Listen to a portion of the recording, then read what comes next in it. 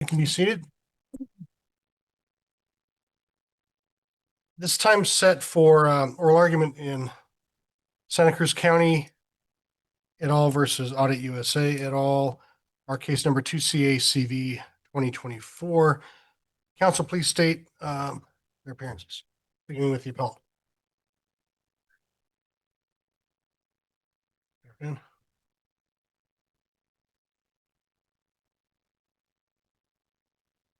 Good afternoon. Has each side received a copy of the draft decision? Right. Well, as you probably know, and as it says on the draft, it is the product of just one judge. This has not been conferenced in any way. So keep that in mind as we proceed. Each side will have 25 minutes to argue. Mr. Pierce, if you want to reserve any for rebuttal, you may do so. Just stop and you'll have whatever time is remaining. You ready, judges? Right. Mr. Pierce, when you're ready. Thank you, Your Honor. May it please the court, my name is Justin Pierce on behalf of the appellants in this matter. We have reviewed the draft decision, and I'd like to focus my discussion on that draft decision. And I understand, as the court has indicated, it is the decision of one judge. But I wanted to point out that the draft decision would change the law in Arizona as it pertains to how the Declaratory Judgments Act is interpreted. And case law in Arizona, as well as the statute, ARS 12-1842, that statute is the construction of the act. This article is declared to be remedial. Its purpose is to settle and to afford relief from uncertainty and insecurity with respect to rights, status, and other legal relations, and is to be liberally construed and administered.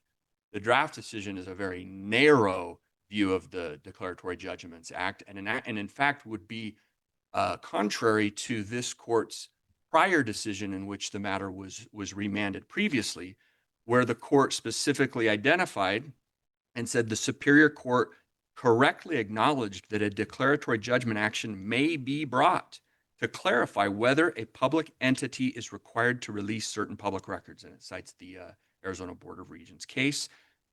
And then the reason for the remand was that after the Superior Court's dismissal of the DEC action, the organization brought another public records request for the same cast vote records, which had been denied the first time around. And this court said, hey, this is material to whether or not there is in fact an actual case or controversy. And because of that, we would like the Superior Court to reconsider that. And didn't we say it may be relevant? Yes. Not that it was. Certainly. Did we specifically instruct the Superior Court to find justiciability?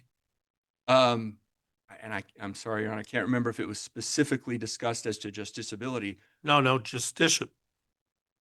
I can't have trouble saying the word. I do, Your Honor. So, but we didn't instruct that court to make a specific finding, did we? Said go back and consider it, or take it back and consider it. Correct. And Your Honor, and to answer Judge Bearcliff's so why wouldn't the briefing, would you say they just rubber stamped it? If you look at what the court didn't put any analysis other than one thing. The court said, well, you county have already denied it. You've already denied the public records request. Therefore, it's not relevant. And so that's why we said it really, I mean, it was an effective rubber stamp because of that. The court actually, Judge, in your first remand, it didn't, not I guess relevancy and material was about the same thing, but the court said that on reconsideration, the court was to determine because Audit USA's new request was material to the issue of the existence of an actual controversy, the court should have considered it. So this court said this is material to the additional request is in fact material to whether there's a case or controversy. And there's no other realistic, realistic way to look at that than to say that It is a case or What, controversy. what is the controversy as it stands now? Audit USA had made a request. The county said no. Nothing has happened since then. So what is the controversy? So the controversy is this, and it is that the county stands right now, and the county officials, because under the public records law, an individual public official can be held personally responsible for the attorney's fees of the other. But not until there's a special action. Correct. But then what we would be saying, and the reason there's a controversy is we would be saying that in every case, the county has to wait to be sued. And that's contrary Yeah, to well, that's true. The county is always waiting to be sued. except that the Declaratory Judgments Act and the case law supporting it allows a party to come forward and say, we don't want to wait to be sued if there is in fact an actual case or But controversy. what if Audit USA agrees with you? What if they make not this request, say, but they as an entity make a request, you as a county says no, you see your response, say, oh, they're right. This isn't a public record. I'm not going to pursue it. Why should we then entertain a declaratory judgment action from the county when there's really is no nascent controversy? Judge, I would agree with you 100%. If those were the facts of this case, if the response was, hey, we actually agree with you, these aren't subject to public records, you're right. There would be no controversy whatsoever. What if they're just silent on it, so you don't know what their opposing motivation is? Well, that's an interesting question. In this case, they're not silent because the group's entire focus and as on their public website is we bring Public Records Act lawsuits against officials and counties who do not provide these exact records. So we don't have to speculate on that. We know exactly. So if the draft decision were to stand, it would be saying that we do in fact have to wait to be sued. But that's contrary to the liberal nature that the declaratory judgment. But I mean, the declaratory action statute certainly is to be construed liberally, but it's not to be construed to require our courts to give advisory opinions to every governmental entity that has to make a tough decision, right? Absolutely. Isn't that all you're asking here? No, Your Honor, because in this case, we have public officials that are subject to an actual potential, but realistic cause of action. And again, that is the whole purpose of the Declaratory Judgments Act is to get ahead of those specific types of matters. And in this case, again, public records is identified, and there's case law to support that this is the exact type of claim that would be appropriate for declaratory judgment. And by the way, Your Honor, the county is never, I know that lost in some of this has been, well, the county's trying to hide something. The county has no dog in the fight, so to say. If the court says, hey, no, these actually are subject to public records response, the county will provide them. But the county is stuck between a couple of statutes, and based on our review of both the case law and the statutes identifying the reasons for a declaratory judgment action, this fits right smack dab in the middle of it, Your Honor. So, Oh, go ahead. Mr. Pierce, I want to follow up on Judge Eckerstrom's question. Maybe you answered it and I missed it.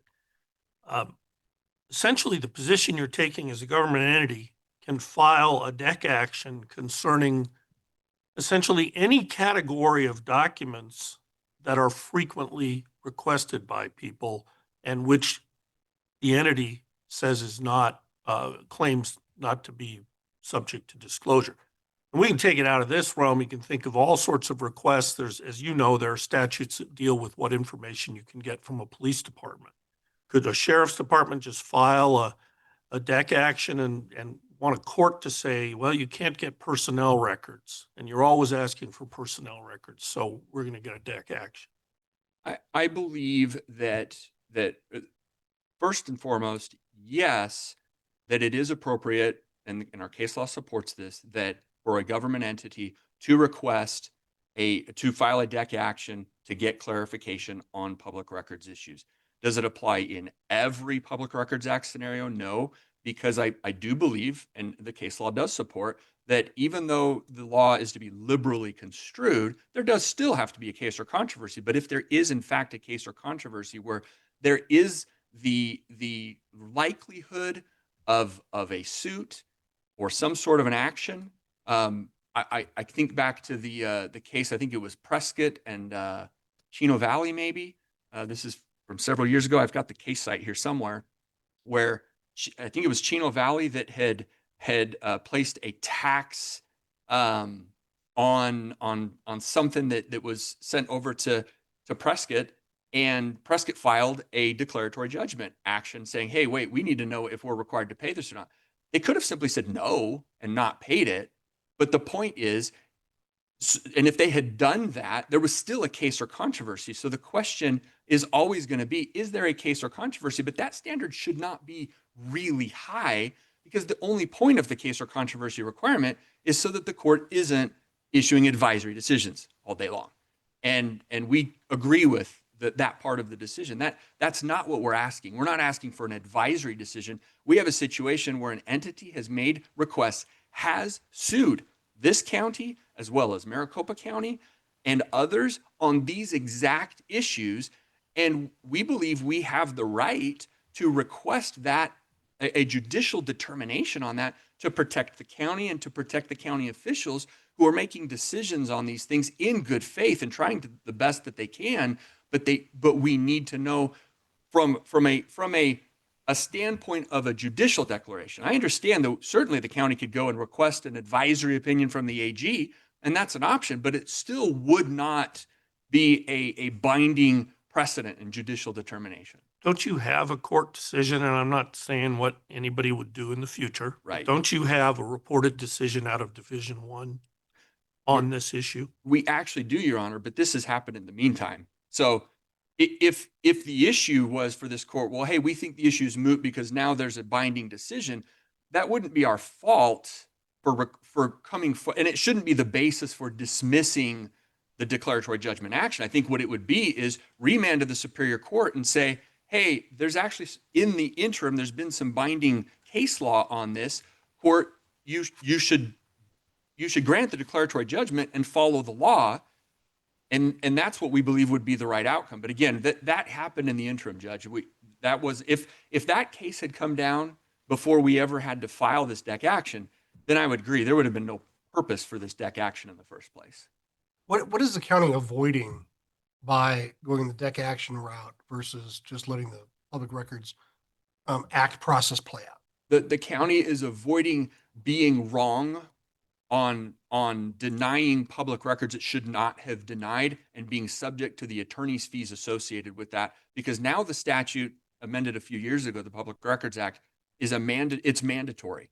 And again, public officials individually can be held liable for that if a court says, hey, I think you wrongfully withheld these. In this case, we think that there would be a lot of really good case law to say, well, they had a good reason for this, but a court could still say, no, I don't think you did. And I'm gonna sanction you for doing this. And that's what we believe we're entitled to protect, county employees and officials. But you're saying that we should rule as a matter of law that anytime someone files a public records request for you, that in your bag of options is not to say yes or no. There's a third option. File a lawsuit against them or a deck action in a superior court, because we can't decide whether to say yes or no to give assistance. And doesn't that impose, at minimum, attorney fee costs on people seeking public records? And wouldn't that counter the public policy behind the public records law itself, which actually gives them a right to file a special action to challenge you, but does not statutorily give you guys a statutory right to file a deck action? Your Honor, which is why I do believe that the answer to the question, I think, is yes, that as a matter of law, it is appropriate. And as a matter of practicality, this is only going to come up in these types of situations where there is, in fact, or at least at the time of the filing, an open question as to whether certain records are or should not be disclosed. Now, as to the attorney's fees to the other side, But couldn't you chill people from filing public records requests if they don't have deep pockets? I don't Because think, you can essentially threaten them with having to engage in a lawsuit. I don't think so, Your Honor, because in a deck action like this, the the party seeking the records, they are named as almost like when a superior court is named in a special action, or I mean they're a not a I mean they're I guess they're a real party in interest, but they're named out of necessity. Well, They could simply but they have to defend it, or else there'll be no party on the other side. but simply they could enter an appearance and say, court, we'd love to know too whether or not these records So are. then you can pick your opposing party that way, and you can pick a poorly healed person who's sought records in order to make your point on the law, because they're not going to be able to defend against your claim. I mean, Right. So, I mean, Audit USA they're an experienced entity. They litigate these issues all the time. They're going to defend it. But perhaps the county wants to make a point by having the defense be someone who's not able to bring an adequate defense. but Your Honor, the court would still the court is still then the safeguard for all of that, because even if the county brings a county, you know, any Right, but we need parties on each side in order to adequately, address an issue. correct, but I believe the court could address that situation in that scenario if we came, and I'm saying we, or any county, or if came to a court in the scenario you've described, where, you know, perhaps it's somebody who can't truly defend themselves. I believe that would be a case where the court could, in its discretion, say, hey, wait a minute, you know, there's a big disparity here. I don't believe that granting declaratory judgment relief in a situation where there's a party that can't defend themselves is appropriate. And I think we'd be having a different discussion, because here we're not talking about that. The question wouldn't really be, is it a matter of as a matter of law, must the court grant declaratory judgment relief in every situation? No, it's still a discretionary call. But again, the point would be, it's supposed to be liberally construed in favor of granting the relief, or at least to look at whether relief is warranted or not. And in that I think very narrow class of situations, if a party has come and the court can say, wait a minute, we think what you're doing, we think you're playing games here by taking advantage of a party who can't defend themselves. And I almost started this argument by saying there's no way I'll use 25 minutes, but I did not say that because I figured we would get talking about some things. However, I want to reiterate that at least under the current the draft decision, there's no realistic way in which a party such as a county could get relief. And the reason for that, under declaratory judgment, and the reason for that is, if the county is silent as to the request. Again, the Superior Court seemed to say, well, since you denied the request, it's moot, or whatever, that it's not justiciable. But the reality is, and under the public records law, if a public entity doesn't respond timely, it's deemed denied. So there's no circumstances realistically under which a county could get that judicial determination except through a declaratory judgment act, even after it has, in the meantime, decided, hey, we're going to go ahead and deny this for now until we can get some sort of a judicial declaration. And we believe that falls squarely within what the Declaratory Judgment Act is supposed to allow. And so I'm not discussing the merits of the case, other than to say we believe that the law would compel the court in this case to hear the declaratory judgment action and to make a decision for us to be able to move forward once and for all on this case. Well, I wonder if you could address just book law and what a justiciable action actually is, because doesn't that require the party against whom you're suing to actually have the power to deny what you're seeking and to deny what your actual action is, right? And you guys were the ones with the power to decide whether to grant or deny the records request, right? And they had no power to make you give them the items that they were seeking, except by filing a lawsuit, Correct. which they chose not to file. And so you were essentially challenging a party that had no power to deny the action that you were going to take. And doesn't under settled Arizona law, justiciability say, under those circumstances, you simply don't have a justiciable action?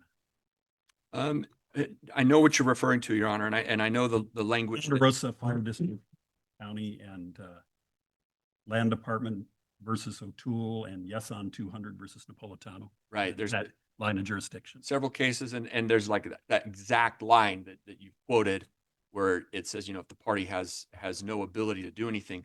I again, construing this liberally as the court is supposed to, if that's under that line of thinking, again, the county or any party would never have the ability to seek a DEC action in a situation like this. So what right do they have? They do in fact have a right to compel, and it is through a special action. So they do have the right to do it. I'll take that back to the Chino Valley Prescott case.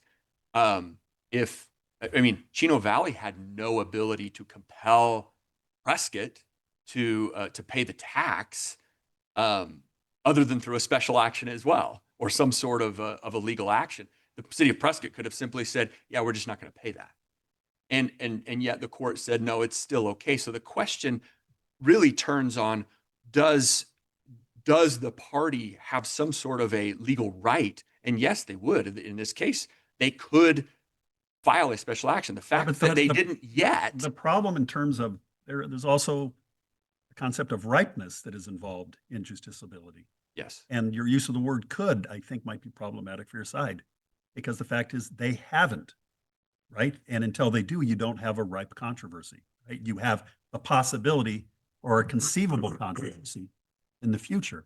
And isn't that just the classic nature of things that courts don't get involved in? Is controversies that might or might not emerge? Yes, if we put it that way, and maybe, and my use of the word could, let's do this a different way, because you're right, justiciability, ripeness, mootness, all those, you talk about the Hornbook issues for a case that. Well, again, I want to say more than Hornbook. It's actually the law we must follow. It's not a manner of thinking about it. It's not a perspective. It's actually the law on justiciability that we follow. And I don't read anything in the DEC action statute that suggests that we're supposed to discard that law. No, absolutely. I agree with you 100%. And in fact, when I say Hornbook, I think Hornbook is based on the fair enough. law. So So we're talking the same language. We are talking the same language. I think the issue of ripeness, and when we addressed this in our briefing, under a narrow view of ripeness in terms of thinking, okay, well, this could happen, or sticking to that, there would never be, again, in our situation, a case where a declaratory judgment action could be filed. It's ripe when there is a Public Records Act request and it is denied, and we now stand waiting, certainly, for a special action, but it's ripe because it could be dropped at any point in time. And that, to say that, well, then it's not ripe until it's again, dropped, it would be circular. Well, you're saying that the possibility of a lawsuit is enough to make a case in controversy ripe. I think that's overstating what our position is on the case, Your Honor, because we're dealing with not just some scenario where, there's a car accident and we go, oh, shoot, maybe somebody might bring a lawsuit against this. We're dealing with a scenario where lawsuits have in fact been filed. This is an organization that does this very thing.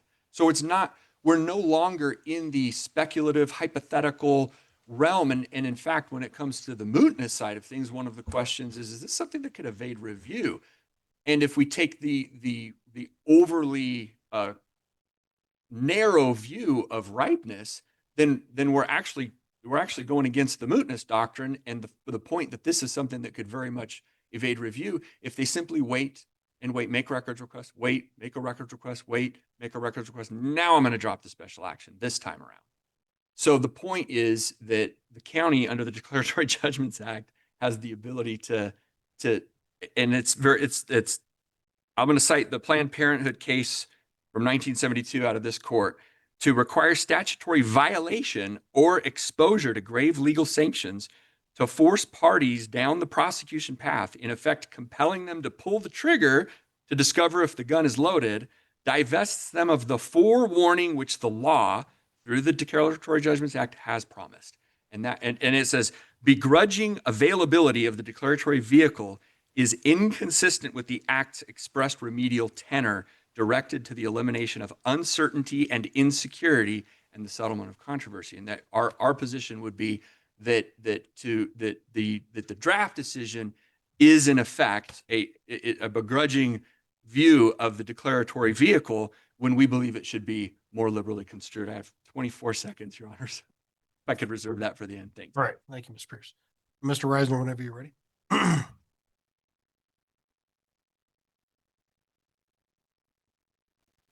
Certainly at the beginning of the case, I believe the clerk mentioned John Brakey was here, who's a party, but Ken Bennett's here, who's chairman of audit. So forth. Definitely.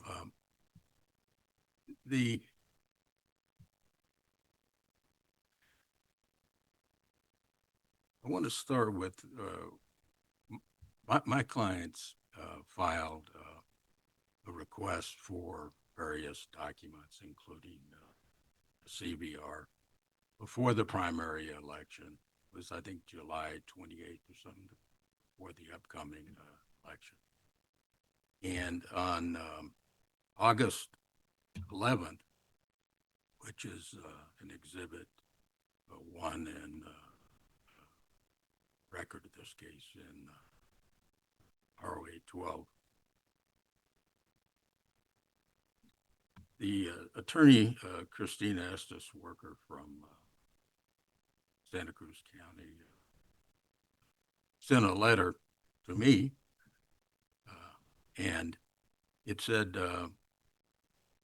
for items 2 through 6, they determined that they will transmit those to me by 5 p.m. on August 18th via a file share link provided by the county. No hesitation. They mentioned in there that that Mr. Brakey and audit had acknowledged that we weren't asking for digital images. That's in the paragraph toward the end. So that this request was for cast vote records. And I'm not, and when the council says that audit sues people and sued over this issue, they had a lawsuit over this issue, that's nonsense. Audit USA has had one lawsuit, and it was over ballot images. And that was during that big Phoenix thing where there were millions spent trying to do a hand count and so forth and so on. And so finally, we filed a request with the county saying, hey, look, the ballot images can resolve all this stuff, and you don't need $10 million and 1,000 people and all that stuff, because that's what ballot images are about. And in the record, repeatedly, Santa Cruz County has said that that Audit USA is concerned and files lawsuits and stuff. That's one lawsuit. But the interesting thing, I think, in looking at it and seeing what's going on is I have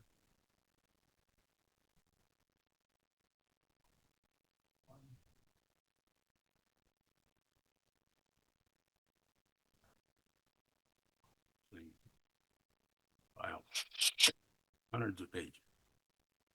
And buried within the back of it is the attorneys, because they had filed an appeal for, they're asking for attorney's fees. So they put in the record the attorney's fees, and it talks about the fees are for a lawsuit.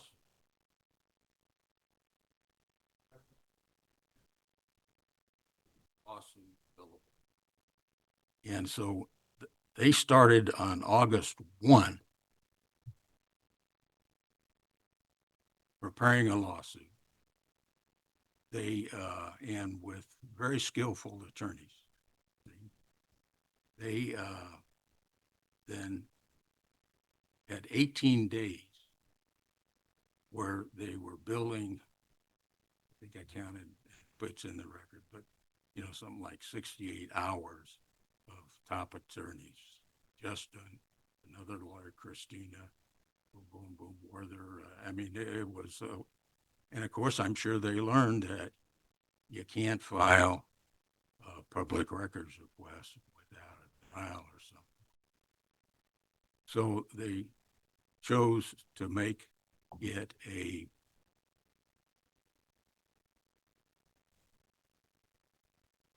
case where they would have to show a case in controversy and a dispute. But there was no dispute. It's a nice letter saying, we've looked over these things and we're busy. What we're going to prepare, and it'll take us a few days. This is all within the norm of how public records requests are asked. You ask for something, they decide, yeah, they're going to give it to you, not, or say, gee, we're kind of busy. We got a big thing coming up. So, Mr. Risner, let me kind of clarify what you're saying. You're saying that that during the time that Santa Cruz County sent you a letter saying that they were going to grant your requests, which included 2 through 6. Yes. That during that very same time, they had also hired private counsel to prepare for a lawsuit to bring a deck action on whether they had to do that? Yes. Well, not whether, no. Well, Whether they had to grant the request. no. Their letter clearly said they agree with us that these documents should be provided. And I'm not aware of any claim that 16625 or anybody has ever claimed that CVRs weren't available.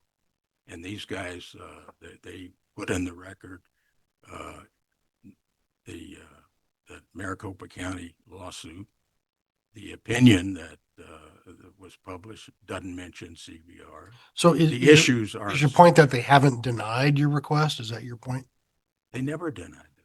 Right. And I think that's the county's point, is that they aren't going to deny or prove it until they get a ruling from the court. And that's why they brought the deck action. Yeah, but deck action requires a dispute. We were in agreement. They said, we agree with you that you get them and we'll give them to you by 5 p.m. And we've got this internet link where you'll have them. They never denied it. And there's no dispute because they never told. They just sued. And they sued, I think, because they knew that you couldn't do it under the Public Records Act. And they, tried to claim that, these guys were going to sue us anyway. They're that kind of people. They sue everybody and this and that. And there's absolutely nothing, there's nothing behind that. There are no facts. Well, Ms. Pierce mentioned that the need for this is because of the Public Records Act that now makes attorney's fees mandatory. Yeah. So the county wants to avoid being liable for those fees. What's your position on whether or not that bears on the availability of the declaratory judgment remedy? Nothing to do with that. Declaratory judgment case requires there to be a controversy and has to be right. You can't file one because you're interested in the answer when you've just sent them a letter saying we agree with you and we're going to give these things to you by 5 o'clock. And without telephone, without calling, without saying we've learned something when we've been researching these last 18 days, we now think that this blah, blah, blah, blah. None of that. because they were preparing a lawsuit all of that period of time. And not only that, but they have, we've asked for fees because they've continued this case after we filed a motion to dismiss initially. Everything in it, I reread it before the argument, is solid. There's no reason for filing the case, yet they've appealed and they've appealed and they keep going and raising huge expenses against a 501c3 organization who they sued when they were in agreement. It's really outrageous, and they asked for attorney's fee. You know, what kind of this talk about, well, we could file something against somebody if we're interested. The law provides mechanisms for them to answer their question. They attach to the complaint a lawsuit that individuals in Santa Cruz County had sued them previously. AUDIT Arizona, a different organization, had been in that lawsuit, and attorney's fees were awarded to the plaintiffs because the county had violated their rights. But interestingly enough, the basis of the attorney's fee, you could read it by reading that exhibit, was that the county had lied to AUDIT and Breakey and the others, and said that that they had provided certain records themselves and that the other one didn't exist. Then they called the Secretary of State's office, and the Secretary of State said, "No, you should tell the truth that you didn't hire someone on the outside, that you were wrong, and that you actually did these things yourselves." And so they got attorney's fees. That's the case that they filed on the claim that, well, you know, AUDIT's litigious. They're always suing us. So they cited a case where they had lied and were wrongful when to substantiate that claim. I don't think you're going to find a case, and you can't find a case where, like it's here, where you write someone a letter saying, "We agree with you. We're in total agreement. You'll get these things 5 o'clock." They spend 18 days preparing a lawsuit. They realize apparently that they can't do this in a public records case. So then they say, well, we'll do it in this other thing that requires a controversy, that requires a dispute. There was no dispute. It was 100% agreement. And nothing in that Maricopa County case, the cast vote record, CVR, isn't mentioned in the opinion, isn't mentioned in, and they've helpfully filed the briefs in the case. There's nothing in the briefs about it. Mr. Risner, do you think then it would make a difference if the county had denied your public records request and then filed deck action? Would that make a difference? Is it solely unavailable to them because they No, that wouldn't have made it. seem to agree with you? You'd say, oh gosh, I guess they're wrong. We weren't ever going to sue Santa Cruz County in terms of our organization and what it does. We don't sue people. We had one suit in Maricopa County. That's it. It's a national organization that is concerned with ballot images, which are critical in letting citizens confirm the accuracy of voting. That's what we do. And the thing we filed in Maricopa County, we let that sit for a while because we wanted to let it play out. And strangely enough, the same time we filed and we asked that the images be provided on a computer that the county clerk, that they themselves would copy it and it would be safe and give us a copy. The state legislature filed, and the Senate requested the same thing. They got a copy, and later they issued a report saying it was fabulous. Every question was answered. It's all in there. And I cited in briefs the public record that there's a 195-page report that they put out. So we're interested in something, and our organization is interested in something that we are focused on ballot images. Just this week, Dade County in Florida agreed with folks that we were helping where they're going to get the images. Georgia put it in their laws to make these things in public. It's So, a Mr. very Risner, important you're issue, and that's what we're focused.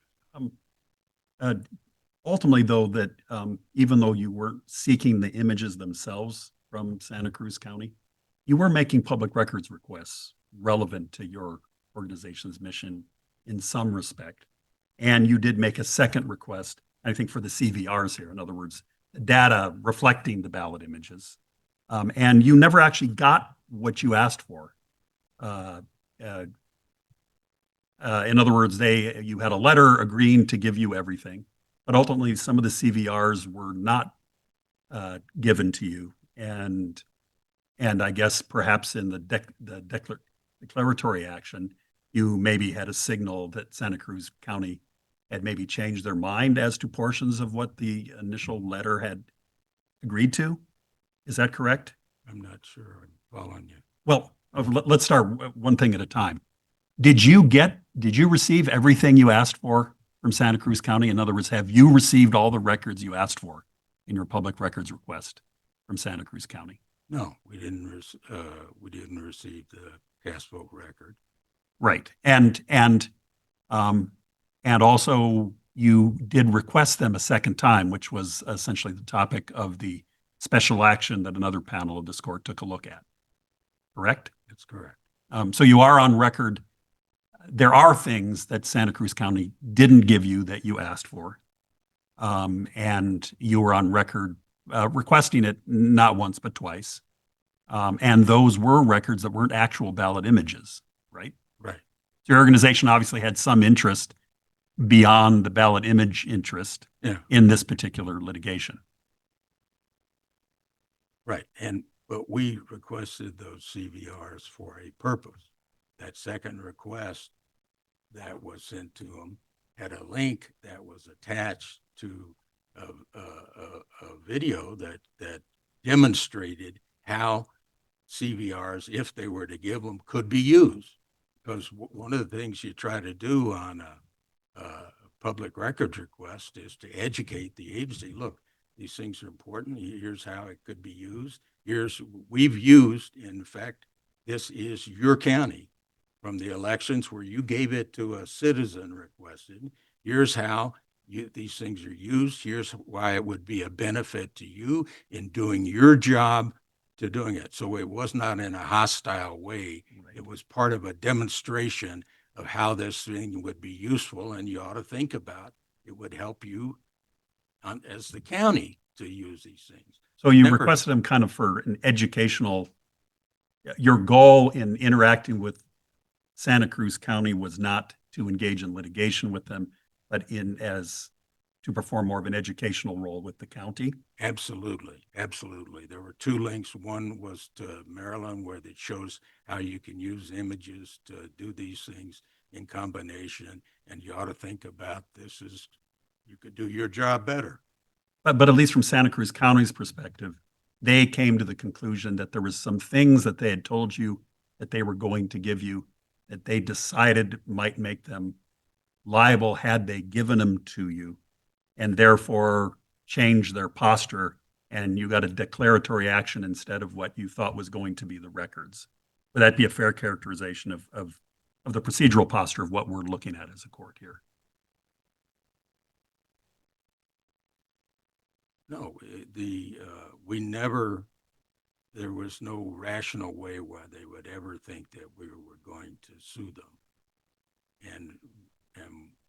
But we said it was a request for the CVRs, but combined with it, the whole purpose of it was to give them those videos to show, here's how these things are used in other areas. Here's how your CVRs can be used to more effectively do your job. But at least from their standpoint, they knew that they weren't providing something that you had asked for. And so at least from the standpoint of how they're looking at the case, They and they may not have been privy to what your logic and reasoning was in every respect, but they saw an organization that had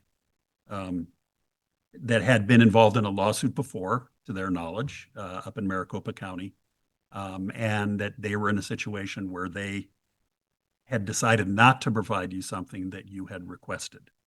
At least that would be a reasonable way for us to look at the procedural posture of the case. Now, of course, that doesn't come anywhere to answering whether it's justiciable or not, but at least from their perspective, it's not quite the same thing as filing a declaratory action when you were always entirely in agreement, right? They had perhaps decided that based on legal advice that maybe they shouldn't have been in agreement. Well, look, the case was filed when there was total 100% agreement. So what you're asking about is what happened after. Well, isn't it fair to say, though, the fact that they filed a declaratory action instead of giving you the records, doesn't that implicitly suggest that at least at that point they were no longer in agreement? No.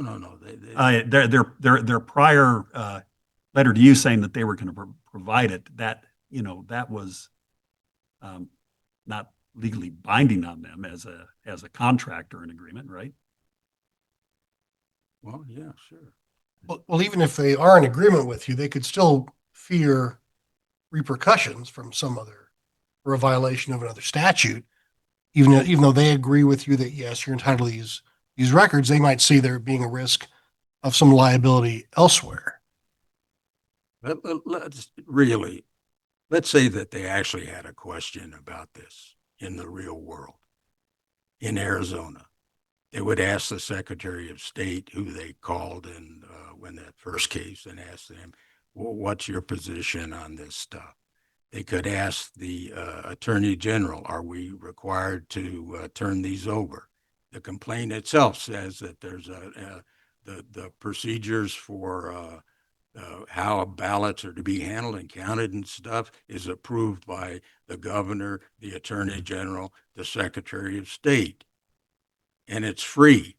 And they don't have to worry about, gee, we pick someone to give an answer and they could just not file it. They simply ask a question that's all provided by statute in Arizona.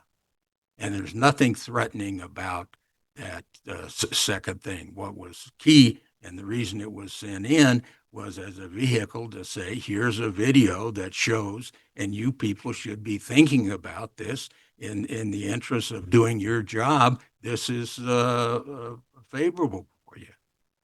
But these guys have continued, and they've appealed, and they've kept going on the case, even after it was dismissed, and after the judge sent it back and said, consider, you didn't consider this one issue that they said was really important. Considered it and say it's not important. That's it. They still appeal because they didn't get attorney's fee. That was what they filed on. So this has been an incredible churning of time and waste of energy and waste of money, and certainly for huge for our client who had made a public records request and got an agreement. It's absolute the kind of stuff that 12, 348, 349, 350, you look at all the individual elements of it, and all of those things say the law in Arizona is clear. And it's just nonsense for them to say, well, we were concerned we might be prosecuted, we might be this and that. It's for the county to say, we didn't know we could ask for an opinion from the Attorney General is kind of ridiculous. So one thing, if you could clarify from the record from procedural standpoint, it's my understanding that the trial court did grant you some attorney's fees for prevailing in the case. Is that correct? Yes. But your grievance in terms of what you raised on appeal is that they should have also granted you attorney's fees as sanctions. Is that a correct understanding? Or was there something incomplete about the attorney's fees that the trial court granted under the non-sanction attorney fee provisions in your favor?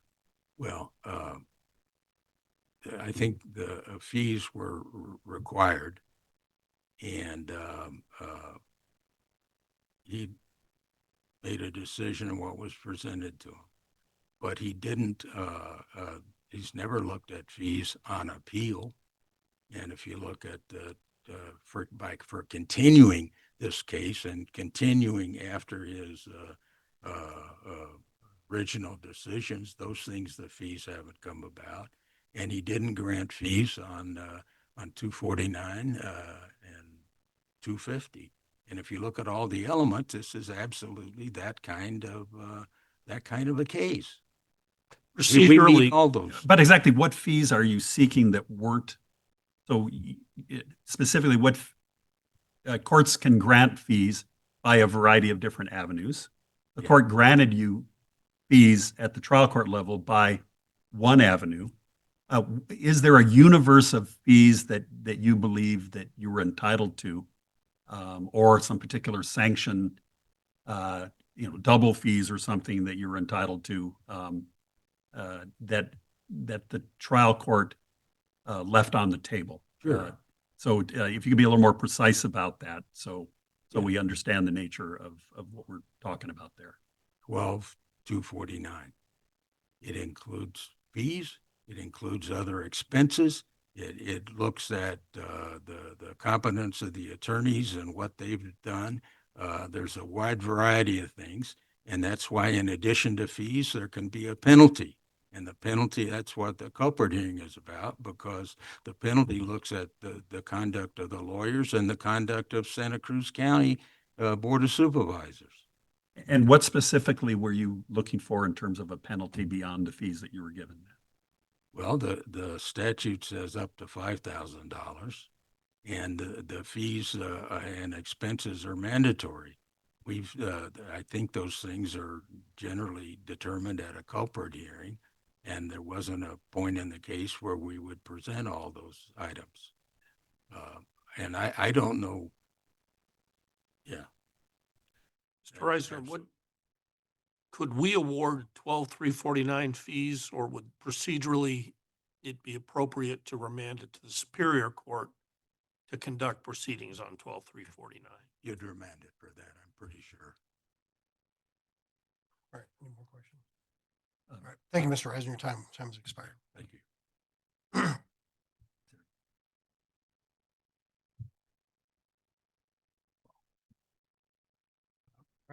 Your Honor.